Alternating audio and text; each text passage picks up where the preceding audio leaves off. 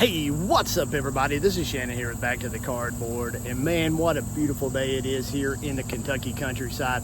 Wanted to step out and soak up some of this sunshine today. Watch out there, sun rays sneaking in the corner there. I don't know if you can see, let's flip this around here real quick. Somewhere right in here, just on the other side of those poles there, there's probably, I don't know, 10 or 12 wild turkey out there scurrying around. I see a few necks still sticking up out there. But wanted to jump on here and share with you some vintage baseball cards that I picked up a couple weeks ago, and the last ones just came in a couple days ago. I had time to jump on here and make a real quick video, but I just want to explain myself first. Now, you know, the National was last month, the end of last month, and I watched all your all's videos of you scrolling through the different cases and looking at all the beautiful vintage cards and the recap videos of what you picked up and things like that as the week went on. And I thought to myself, man, I can do that too, but I don't have to leave my couch. So I jumped on eBay, eBay, and I kind of scrolled through there looking just for vintage cards. Now, I'm not a big vintage card collector. I do love vintage, I do.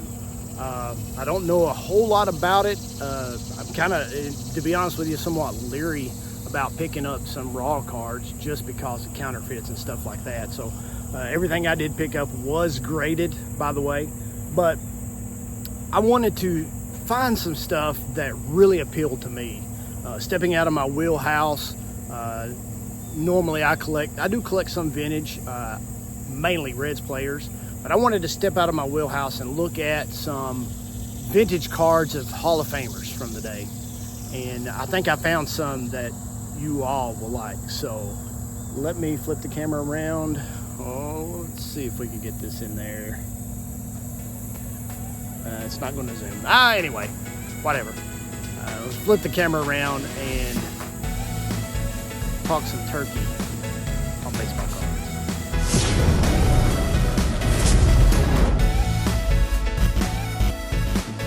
I'm going to share these cards with you all in chronological order, going backwards. I guess I didn't pick them up this way, but just going from the newest card to the oldest.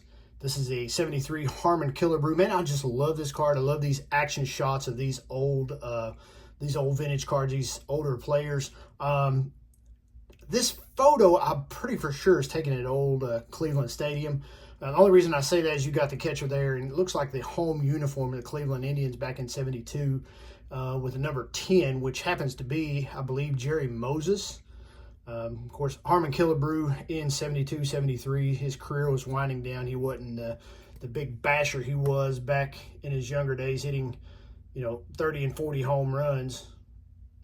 Let's see, 42, 31, 46, 48, 49. So he was a masher back in the day. But, man, I just love this card. I think it's funny. You see here on the back, Harmon enjoys watching television. Great pastime. Me and you both there, Harmon. And then let's set that right there. Next card I got here is a 63 Duke Snider. I just love this card. Scrolling through eBay, what stood out on me is just the contrasting colors. You got the green, the red, and then the steely stare of Duke Snider there. I think he's in it could be the Mets away uniform, but I think it might be the Dodgers. Of course, what caught my eye is that he didn't have a helmet or a hat on, so possibly this is in between being traded to the Mets from the Dodgers. A little frosty there.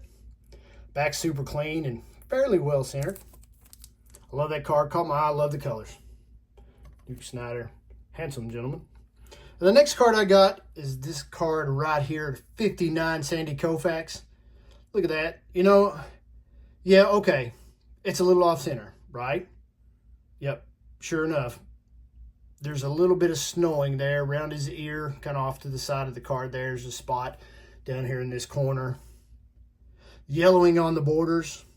But a vintage card would not look like a vintage card if it was, well, say like this. Completely perfect corners, perfectly centered, sharp color, sharp image. This screams vintage to me, and that's one of the reasons, well, not only the only reason, but one of the reasons why I picked it up, you know, this is Sandy Koufax, the left arm of God, and also Hall of Famer. Nice looking card. I love the backs. Love the backs on these 59s. Contrasting colors. But that's my 59 Koufax.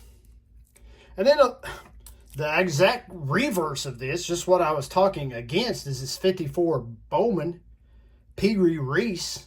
Man, it's not perfectly centered, but it's fairly close. The corners are, you know, a couple of them are a little dinged up, but a couple of them are fairly decent. The image on this is just great. I really, really love this card. And Pee Wee Reese, Kentucky boy. There's the back on it. I like that card. I like it a lot. And then another card I picked up here.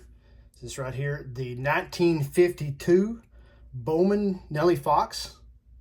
This just screams vintage to me. That is beautiful. What a great career Nellie had. Look at the back on this. Look how clean that is. Of course, that's my sweaty palms from being outside. But man, I love this card. Scrolling through eBay once again, it's like, holy cow, that's beautiful. And I put a bid on it, and I got it for what I bid. Nobody else bid on me, so I have to go to war on this one. But I love, love, love this card. And then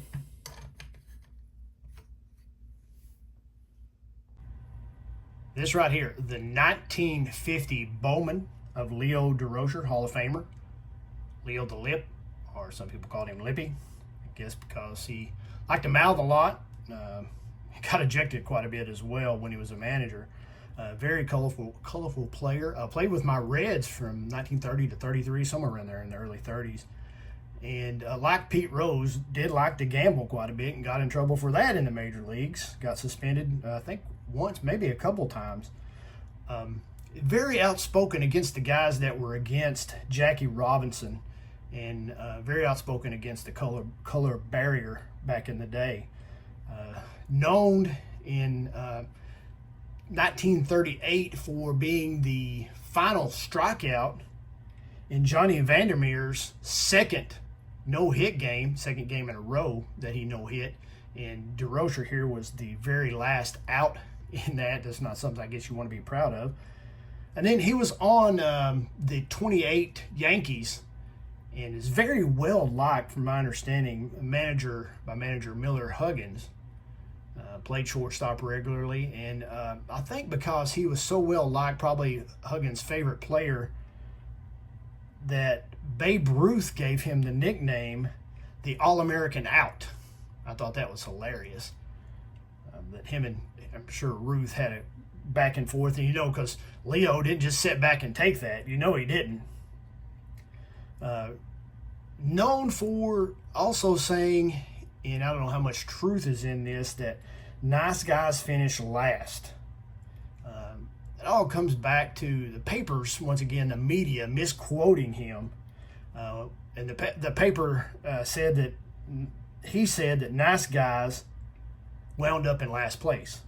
Of course, he was talking about the 46 Giants, who were, I think, next to last. But anyway, what he actually said was nice guys are all over there in the 7th place, talking about the Giants, of course.